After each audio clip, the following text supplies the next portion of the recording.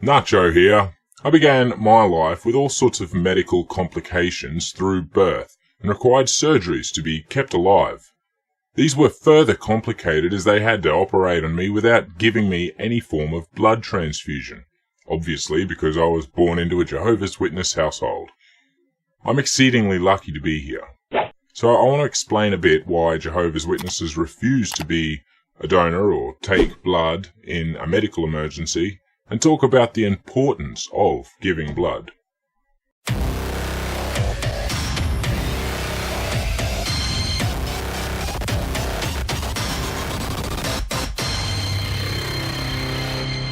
Of course, given the topic of blood donations, I couldn't dream of doing this justice without inviting my mate Neal, the 604 Atheist, on to join me.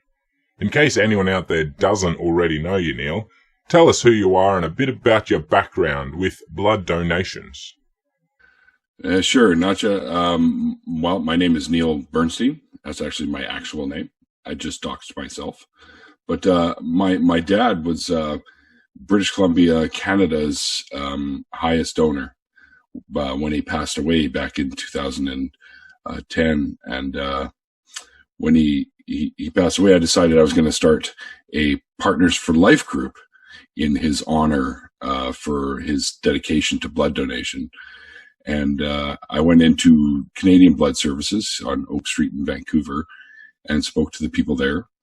And they said they thought it was a great idea. They said my dad would be proud, that kind, the usual kind of stuff like that. And I sat in a room with them and we started talking about pledging. And I said, well, I think I could probably break my dad's numbers. And they both kind of looked at each other like, is she for real? That's never happened before in Canadian Blood Services history.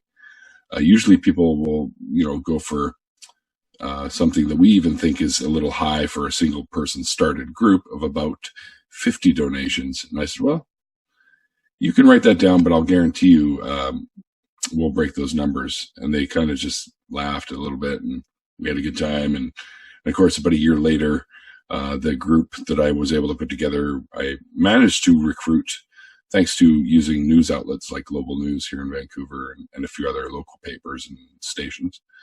I managed to recruit just under 200 people. I think it was 181 or 82 people in the first year. And we did a grand total of 681 donations in the very first year. And they thought that was incredible. So they had another little news media thing and had some cake. And I literally broke my initial pledge that they suggested, mind you, by 1,240%. So, donating blood is very important. It can save lives. It can help with medical research. If you aren't able to, for various reasons that blood clinics will tell you, not to donate to actually help with people, you can still donate blood for scientific experimentation or medical experimentation so that they can use blood samples for finding cures for things, all kinds of stuff like that. Donating blood will save lives one way or the other, however you choose to do it. I highly recommend that. If anyone would want to join something like a Partners for Life group, if you're watching this and you live in Canada, you're welcome to join mine if you like. You can go to blood.ca and look up how to join blood donation Partners for Life groups. And my dad would be happy to have you on board. Well, not really, because he's no longer with us, but I'd be happy. But he'd be proud. He would be proud if he knew I was doing this. It's a shame when you're told that you can't donate blood. And I imagine that there's lots of people in situations like that want to, but can't because of a belief system or something. And it's a shame. The Jehovah's Witnesses use a few reasons to refuse to give or take blood. However, they seem to come down to one thing. They believe that blood is sacred, what Jehovah uses to give you and everything else life, and thus it belongs to him. See, I think that's a completely ridiculous reason to not want to donate. If you've got a deed, like is his blood type all of the different blood types? Because, there are multiple blood types. And if you're O negative, then you're universal. And you're the most prized blood because you can save anyone. For this end, not only do they feel it is not our right as humans to play around with the stuff, to save lives, but they also must not consume it in any way. More often than not, it's the latter which has any direct scriptural credence. Genesis 9 verse 6, Leviticus 17:14 and Acts 15:20, which basically says you can't eat flesh of animals that have not fully bled out. Clearly not talking about any medical practice, but JW.org explicitly uses these verses to claim that early Christians didn't consume blood in any way, including medical procedures. I want you to all check those scriptures and let me know where it brings up medical procedures. I'll wait. So what does all this mean? In short, it means contracts for baptized brothers and sisters agreeing to the refusal of blood-related operations, and cards for their children explaining that it's their parents' wishes in accordance with their beliefs in case the child requires urgent medical care. Not to mention the dangerous indoctrination every JW child is put through, ensuring they understand why it's more important to die for Jehovah than to selfishly risk your good standing with him by going against his will.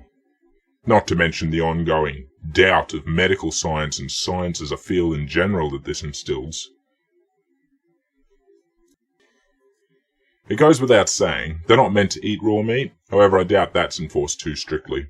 And of course, in the cases of some government stepping in and overriding the wacky wishes of the JWs and allow the doctors to perform their life-saving procedures, the persecution complex steps up a gear and they scream victim to high heaven.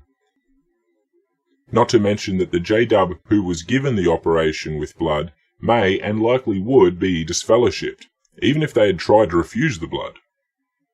And this is, of course, only if you survive. In the description below is linked a website, Watchtower Blood Map. This world map shows every known, reported and documented victim of the JW's no blood policy, those who survived and those who did not. Take a moment to look over it after the video. So Neal, knowing all of this about the JW's no blood policy, why do you think it's important to donate blood, and what are your views on the JW's policy?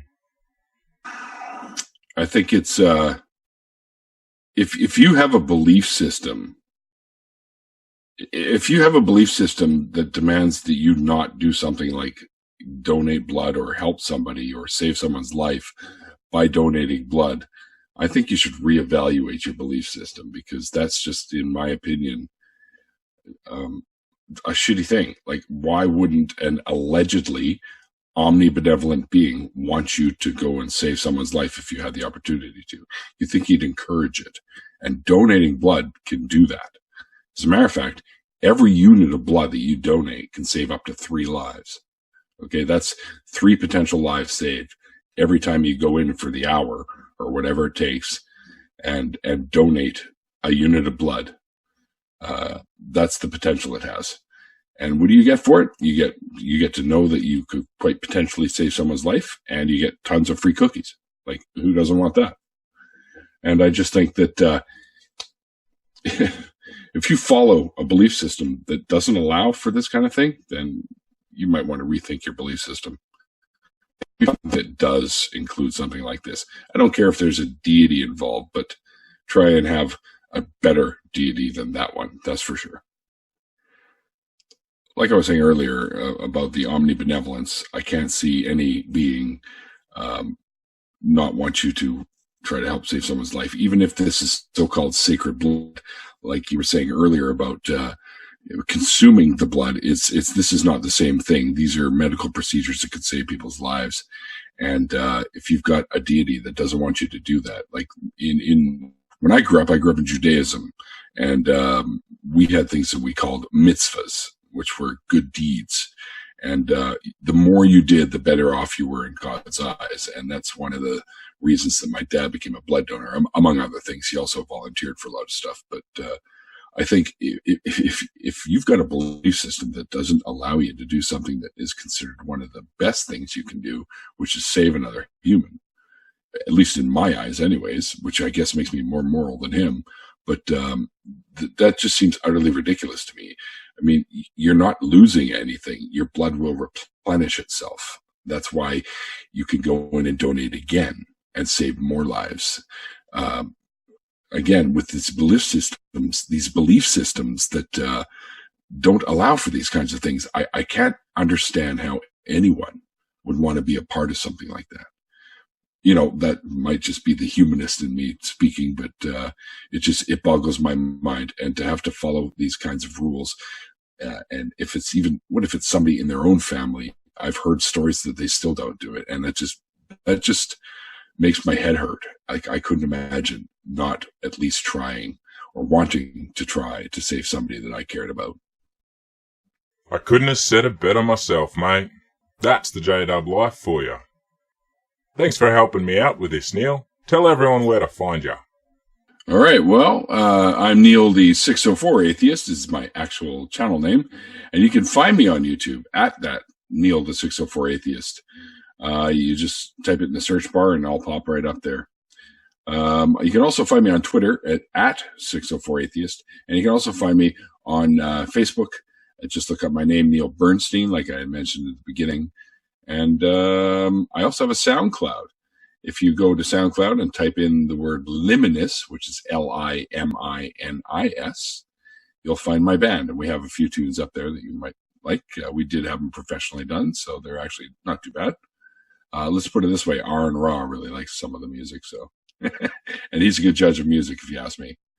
That's pretty much the most relevant ones. And I might say that myself and Godless Mom, you guys might know her, are going to be starting up a show in the new year. And also myself and Randolph Richardson will also be starting up a show in the new year. So stick around and stay tuned for that sort of thing. And if you like what I do, which I do deconversion stories, by the way, on my YouTube channel, then hit the sub button. And I have just ripped up a Patreon page for... or started one, ripped up. That's Canadian talk, by the way. So if you do like what I do and you want to help support the channel, feel free. I'm always around and I always have extra beer. That's what I like to hear, mate. Thanks again, Neal. Everyone make sure that you're subscribed to Neal, the 604 Atheist. He does deconversion stories and after parties almost constantly. I have no idea how he hasn't run out of people to talk to. His link should be below. Thanks for watching, everyone. Peace and love. NotJah out. Who's NotJah? Who's NotJah? Nobody knows who's NotJah Witness. Who's NotJah? Who's NotJah? So why don't you go and mind your business? I believe in Jah. I believe